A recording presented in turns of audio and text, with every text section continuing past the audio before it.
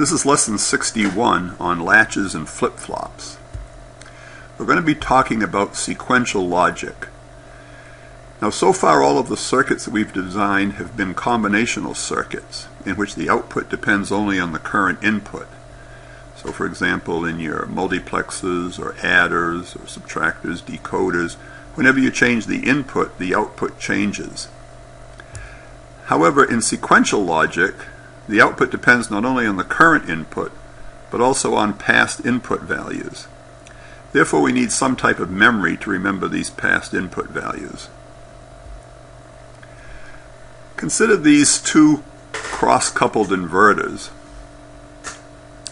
Here's an inverter. Suppose this output is 0, then this output will be 1. If this input is 1, then this output is 0. So this is a stable state. We call it state 1. But look over here. Suppose this output was 1, then this output would be 0 for this inverter. And this input's 0, the output's 1. So this is a second stable state. So the output of this top inverter could either be 0 or 1. However, there's no easy way to get data in and out of here. So let's consider this case.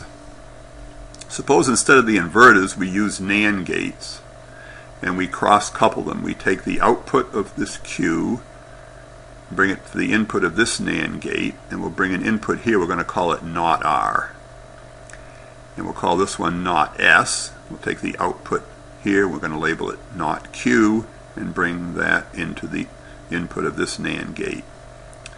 I set up a truth table here with NOT S and NOT R having 4 possible values. And for convenience, we've listed the truth table for the NAND gate. Remember, the output of a NAND gate is 0 only if both inputs are 1. So let's suppose that this input is 1 and this input is 1. And now let's assume that the output of this one is 0 and see what we get. We got a 0 and a 1 coming in here, so this output must be 1. And this will have a 1 and 1 here, and 1 and 1 here means this output is 0. So this is a stable state.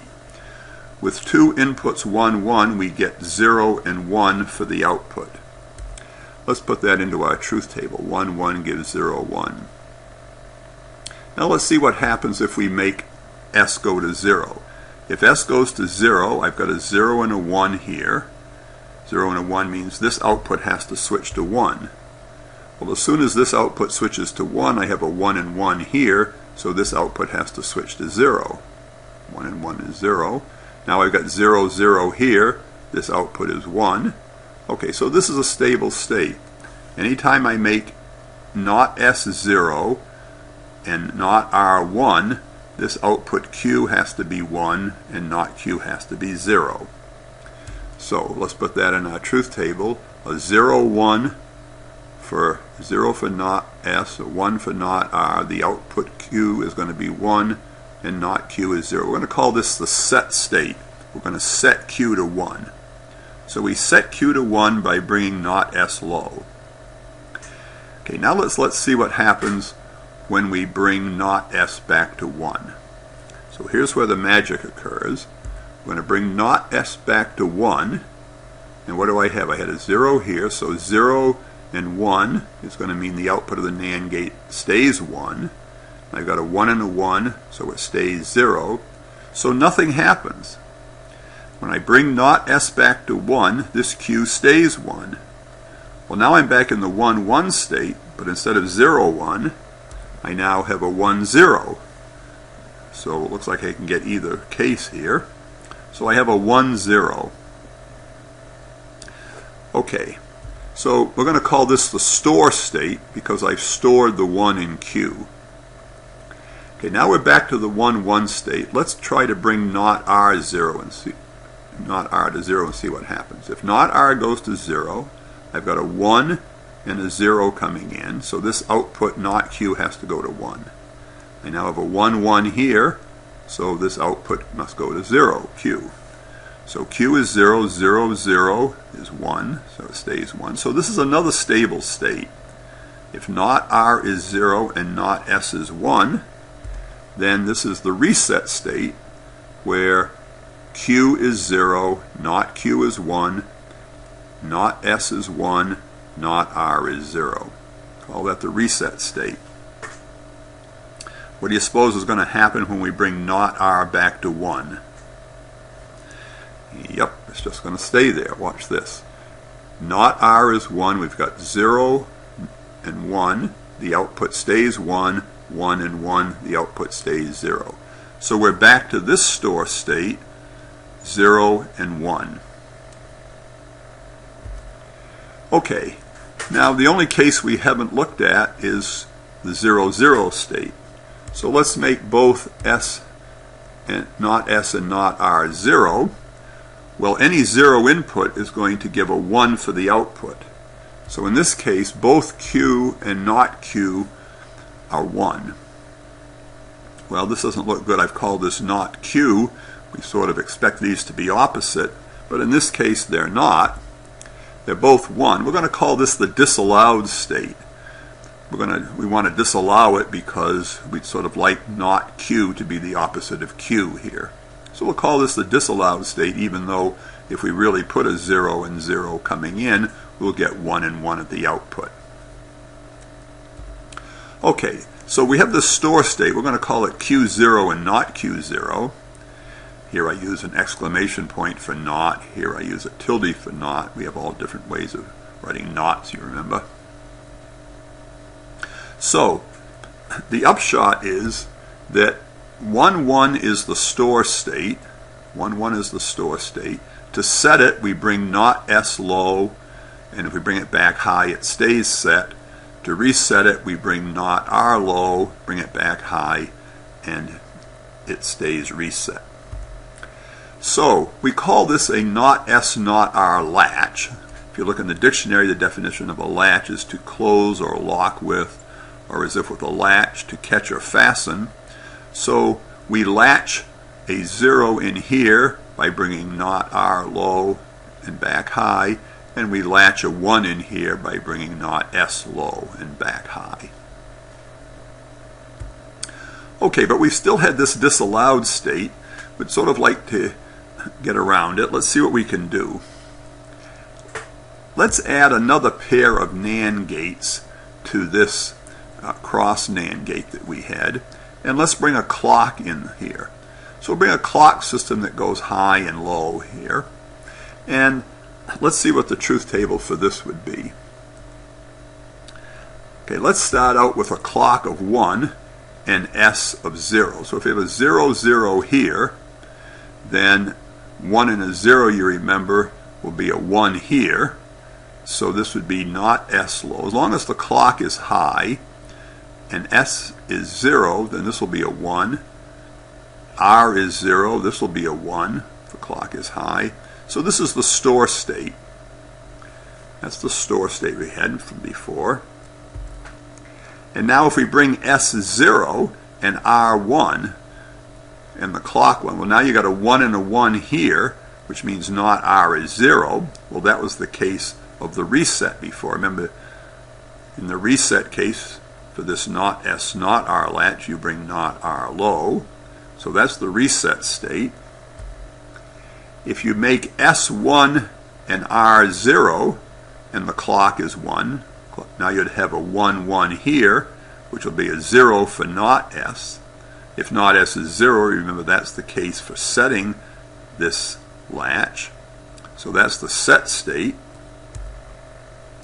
And if both S and R are 1 and the clock is 1, well, then we'll have a 0, 0 here. Well, that was our disallowed state, which would cause a 1, 1 out here. So we still have this disallowed state, but what happens when this is all when the clock is 1. What happens when the clock is 0? If the clock is 0, then both of these outputs are going to be 1, no matter what S and R are. So that's the store state again. So we can produce a store state by simply bringing the clock low. Okay, but we still have this disallowed state, and the source of this disallowed state, of course, is that we somehow have allowed S and R to be the same thing. So if S and R are both 1, we have this disallowed state. If they're both 0, we have the store state, but we can also get the store state by bringing the clock low. So let's see how we can get rid of the case where S and R are the same. So to do that, we can just add an inverter here. So let's bring a single input D in here. So S is going to be the same as D, but now R is not D. So now S and R by definition are going to be different. And let's see what the truth table is for this. If D is 0 and clock is 1, then S is 0 and the clock is 1, and R is 0. So that's going to be the, if D is 0 and the clock is 1, then R is going to be 1, and if R is 1, that was the reset state we had here. So Q is going to be 0 and not Q is going to be 1. If D is 1, then S is 1 and R is 0, but that's the set state we have here. So Q is going to be 1 and not Q is going to be 0. And if we bring clock low, well, clock is low, that's going to be the store state. So here is the truth table for this, we call it a D latch, in which Q is the same as D, you see, as long as the clock is high, and then when the clock goes low, Q stays the same. So note that Q follows D when the clock is high. So if the clock is high, if D is 0, Q is 0. If D is 1, Q is 1. So you can change D as long as the clock is high, and Q will be the same as D. And as soon as you bring the clock low, then that last value of D gets latched in Q. So we call this a D latch. We sometimes call it a transparent latch because Q is sort of, the whole thing is sort of transparent. D just goes right through as if nothing was here as long as the clock is high. You bring the clock low and the value gets latched in. Okay, so that's a D latch. Now, in general, we would like to have the change take place on the rising edge of the clock. So let's recall how this one works. This is our not S not R latch. You remember the store state is when both inputs are 1. And to set it, we bring not S low and then back high, it stays set. To reset it, we bring R low, back high, it resets it. Now, let's take a look at this more complicated looking circuit. My claim is this is an edge-triggered D flip-flop. We're going to call flip-flops things that change on the rising edge of the clock. So, this is our not S not R latch. We know how that behaves. This sort of looks like other ones. We've added some more connections in here. Let's see what happens. Suppose the clock is 0 and D is 1. Let's see if we can figure out what happens. Well, if the input to a NAND gate is 0, then the output has to be 1, right? Because remember, it's 0 only if both inputs are 1. So this is the store state. So whatever Q is, it's going to stay Q. Now we got D set to 1. Well, we have a 1 and 1 here. This means the output here is going to be 0, and this 0 is going to come in here, which is going to force this output to be 1. So at this point we have a 1, a 1, a 1, and a 0 here. Clock is 0 and D is 1. Let's see what happens if we bring the clock high. If we bring the clock high, we're going to have a 1 and a 1 here, which is going to force this to be 0. Well, you remember when not S goes to 0, that's the set state, so this gets set to 1 and this goes to 0. So on the rising edge of this clock, as soon as the clock went to 1, whatever D was, in this case 1, it becomes 1. Now suppose, say D changes to 0, let's see what happens.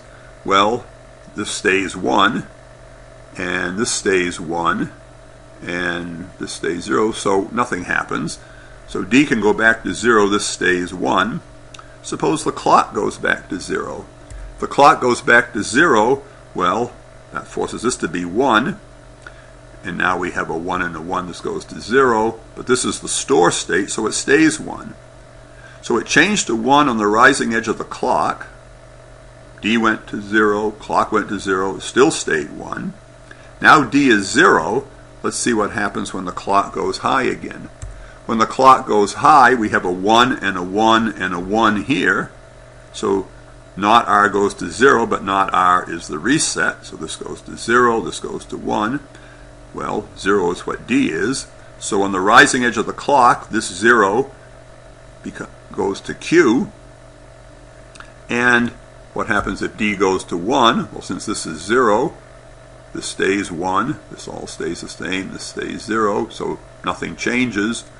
And when the clock goes back to 0, we have a 1, and a 0. This goes back to 1 now, so it stays reset to 0. So it only changes on the rising edge of the clock. Now, let's look at this even more complicated one. Here we've just added a couple more inputs. This is an asynchronous set and reset. Suppose we bring a set in here. We'll go through an inverter. So if this pulsed high, this pulses low, and here's a reset that we bring in here, and they also go into these NAND gates as well. But let's see what happens. We've already seen what happens in here, but suppose you pulse S high, this goes low. Well, as soon as this goes low, you have a 0 input. This is a 3-input NAND gate. So this immediately goes to 1. The clock hasn't changed. This is asynchronous, which means it's not on the rising edge of the clock. So this goes to 1, so it sets it immediately. And if you bring it back to 1, it stays 1 because this was a 0 coming in here, so it stays 1. And now you have a 1, 1, 1 coming in here. So we can do an asynchronous set by just bringing this input high. What happens if we bring this reset high? Well, this goes to 0. Well, now you have a 0 input to this NAND gate. That'll immediately make this output 1. You got a 1, and a 1. So this does an immediate reset, asynchronous reset.